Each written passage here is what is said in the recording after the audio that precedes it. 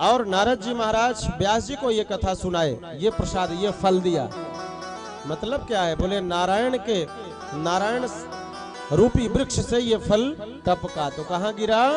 बोले ब्रह्मा रूपी वृक्ष में डाली में आकर के अटका, और वहां से नारद रूपी डाली में आकर के अटका, और नारद रूपी वृक्ष से गिरा तो व्यास रूपी डाली में आकर के अटका, और व्यास रूपी डाली से गिरा तो कहाँ अटका?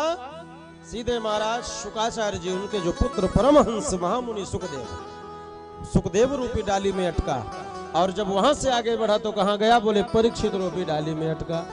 है ना, यही तो क्रम है, सुखदेव से परीक्षित, और परीक्षित के बाद ये सारी दुनिया में हमारे धरती में धीरे धीरे करके ये भागवत की कथा आई। इसलिए निगम कल्पतरोर गलितम फलम, ऐसा ये दिव्य फल है जो सुख मुखात् द्रमित द्रव संयुतम। और इस फल में, ये फल मीठा भी है। क्यों? बोले सुख ने चोंच मार दी है। जरूरी नहीं है कि सुख हर एक फल में चोंच मारेगा। ये जो तोता होता है, या तो इसको हम दोनों रूप से समझें, या तो सुखदेव के चोंच में ये प्रभाव है कि जिस फल में वो टोंट मार देगा वो फल ही मीठा हो जाए, या फिर तोते के अंदर इतनी परख करने की क्षमता होती है, घ्राण शक्ति मजबूत होती है कि वो उसी फल पर चोंच मारेगा जो फल पहले से ही मीठा रहेगा। दोनों बात हो सकती है। इसको स्पष्ट रूप से हम यह नहीं कह सकते कि तोते के चोंच में प्रभाव है कि जिसमें चोंच मार देगा वही मीठा हो जाएगा। कुछ भी हो सकता है। सीधी सीधी हम यह बात माने कि जिस आम के फल में तोते ने चोंच मार दिया हो, हम लोग यह निश्चय करते हैं कि उसको तोड़ो, क्योंकि उसमें चोंच मारा हुआ है, अवश्य रूप से मीठा होगा। सो ये भागवत क्या है? ये भागवत में भी सुखदेव रूपी तोते ने चोंच मार करके स्पष्ट कर दिया कि यह जो भागवत है ये मीठा है, ये आम से भी मीठा है। इसीलिए निगम कल्प तरोर गलितम फलम, यह भागवत पका हुआ परिपक्व फल है। और ऐसा फल महामुनि नारद जी कहते हैं, इतने पके हुए फल को मैंने ज्ञान वैराग्य को जगाने के लिए गीता का पाठ किया। जिस वेद से भागवत की उत्पत्ति हुई उसी वेद का मैंने पाठ किया, लेकिन जब वेद से कुछ नहीं हुआ तो भागवत से क्या हो जाएगा? है? दो दृष्टांत देकर महर्षियों ने बहुत बढ़िया बात की है। दृष्टांत क्या दिया? बोले जैसे गन्ना होता है, ये शक्कर कैसे बनती है? शक्कर किससे बनती है? आप लोग जानते हैं शक्कर किस पदार्थ से बनती है? सभी लोग जानते हैं कि नहीं? किसके रस से बनती है? गन्ना के रस से शक्कर बनती है। अब आप कहो महाराज हमको शक्कर खाने से मतलब है, वो किससे बनती है, कैसे बनती है, कहाँ बनती है, इससे क्या मतलब? शक्कर खाने को मिले तो ये गन्ने से शक्कर का निर्माण होता है। आपके घर में गन्ना तो है, लेकिन संयोग से शक्कर आज खत्म हो गया, घर में मेहमान आ गए, अब आपको खीर बनाना है। अब खीर बनाना है तो शक्कर नहीं है, पड़ोसी के यहाँ गए, संयोग से वहां भी खत्म है। कभी कभी ऐसा हो जाता है। सो पड़ोसी ने आपको सलाह दिया, एक काम करो, घर में शक्कर नहीं है तो गन्ने से ही शक्कर बनती है, सो गन्ना का रस मिलाकर डाल दो। बोलो क्या वो खीर बढ़िया बन पाएगी? नहीं बनेगी। क्यों? क्योंकि जो काम शक्कर करेगा, भले ही वो गन्ना से उत्पन्न हुआ है, लेकिन वो गन्ना काम वो नहीं कर पाएगा। इसलिए बड़ी सुंदर बात बताई। दूसरी बात, जैसे आम का फल, आज गर्मियों का महीना आ रहा है, आम धीरे धीरे खत्म हो जाएगा। अब आम खत्म हो गया, कुछ लोगों के आम खाने की बड़ी इच्छाएं होती हैं। अब उसकी आम खाने की इच्छाएं पर आम है नहीं। अब गांव वाले कहें भैया एक काम करो, उसी वृक्ष से तो आम निकलता है, एक काम करो उसी वृक्ष के पत्तों को खाओ। जब उससे आम इतना मीठा होता है तो पत्ते कितने मीठे होंगे, छाल कितनी मीठी होगी। विचार करिए, जो स्वाद आम के फल में है वो स्वाद वृक्ष और तनाव में नहीं हो सकता। इसीलिए तो कहते हैं गुरु गुड़े रह गए, चेला शक्कर हो गया, है ना? गुरु की कृपा से चेले के अंदर जो ताकत है वो जरूरी नहीं है कि गुरु के अंदर भी वो ताकत हो जाए। इसलिए जो काम शक्कर करेगा वो काम गन्ना नहीं कर सकता है ना? दूध से ही घी निकलता है, लेकिन जो पूड़ी घी में छनेगी वो पूड़ी दूध में नहीं निकल सकती है। समझ गए नारद जी महाराज, और दिव्य भगवान की कथा को शुभारंभ किया। कहाँ पर? बोले हरिद्वार में आनंद नाम के तट के किनारे सुंदर नव कोमल बालुकम, बड़े छोटे छोटे चमकते हुए बालुओं के कणों में सबने बढ़िया भाव के साथ बैठकर भगवान की दिव्य कथा शुरू हो गई। और परमात्मा की कथा बड़े भाव के साथ सभी लोग सुनने लगे। बढ़िया मंडप बनाया गया, बढ़िया भव्य व्यवस्थाएं बनाई गई, और ऐसा दिव्य भागवत का कथा सत्संग हुआ। सारे देवताओं ने आकर कथा सुनी, यहाँ तक कि जब अंतिम में विश्राम कथा का हुआ तो स्वयं भक्ति महारानी आकर के नाचने लगी और भक्ति महारानी जोर जोर से यही कहती हैं, धन्य है ये भागवत जिस भागवत में हमारे पुत्रों को इन्होंने जीवित कर दिया, सज्ञान कर दिया। ऐसी दिव्य भागवत महापुराण में जब कीर्तन होने लगा, श्री कृष्ण गोविंद हरे मुरारे, हे नाथ नारायण वासुदेव, दिव्य संकीर्तन हुआ। सभी लोग जोर जोर से संकीर्तन गा ही रहे थे। उसी समय महाराज भक्ति और ज्ञान वैराग्य तीनों एक साथ आकर प्रकट हो गए। प्रेम से बोले बांके बिहारी लाल की। श्री कृष्ण गोविंद हरे मुरारे, हे नाथ नारायण वासुदेव।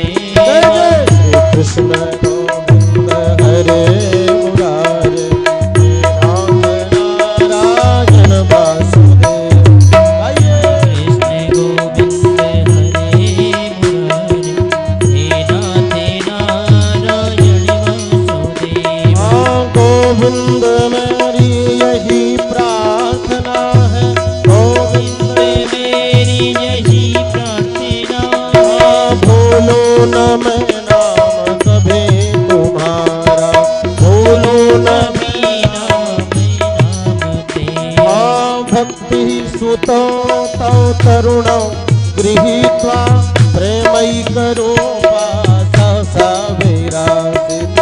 और भक्ति मैया संकीर्तन चल ही रहा था, उसी समय अपने पुत्र ज्ञान वैराग्य के साथ पहुंच गई और क्या किया? बोलिए श्री कृष्ण गोविंद हरे मुरारे, नाथ तेरा माने मोर बंदी।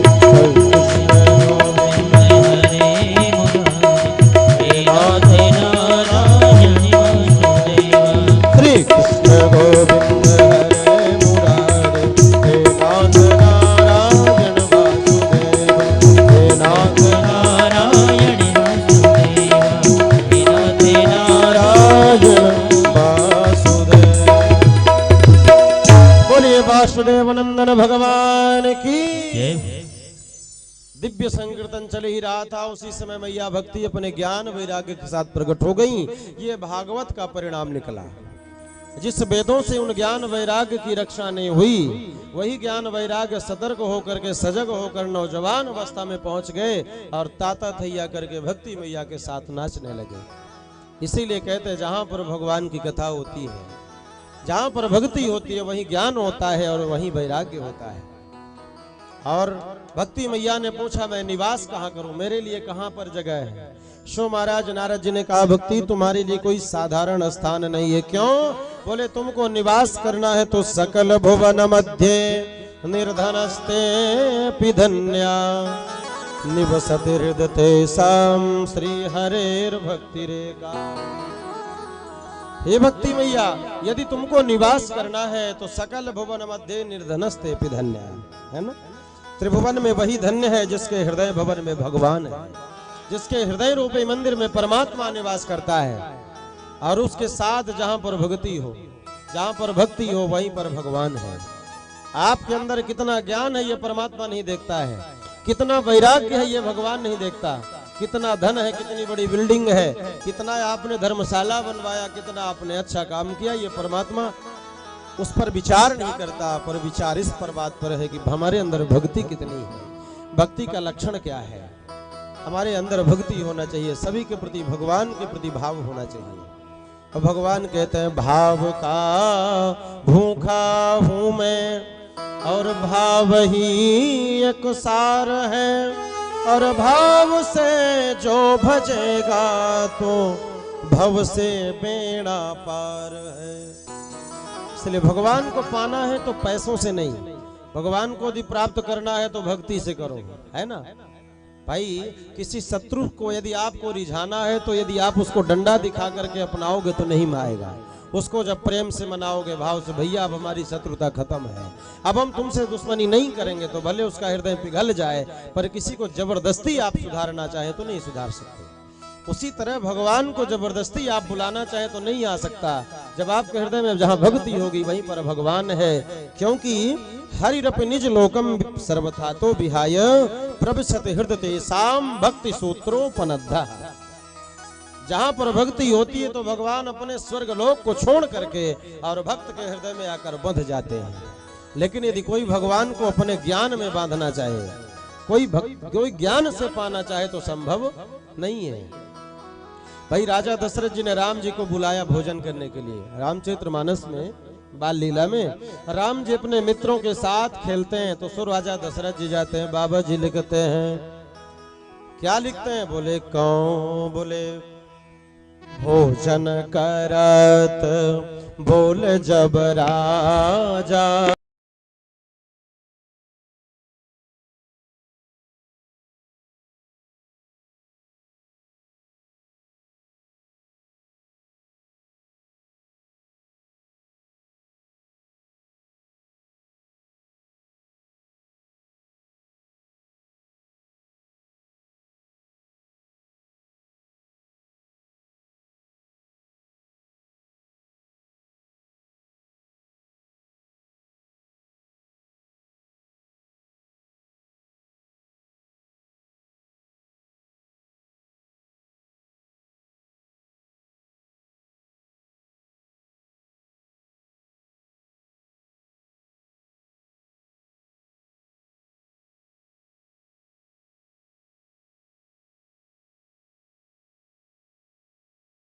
वाला महापापी होता है जिसका कोई प्रायश्चित नहीं है, और चौथा शराब पीने वाला, और पांचवा कौन है? इन चारों का संग करने वाले महापापी होते हैं, है ना। इसलिए चारों कर्मों से हमें बचना चाहिए, लेकिन इसका कहीं कोई उपाय नहीं है। पर वो भी व्यक्ति यदि भागवत की कथा सुनता है तो कल्याण हो जाता है। जिसने जीते जी सुना तो अच्छी बात है, मरने के बाद भी कथा सुने तो कल्याण हो जाता है। सो महाराज कोई ऐसा दृष्टांत बताइए। तो बड़ी सुंदर आत्मदेव पंडित जी की कथा आती है।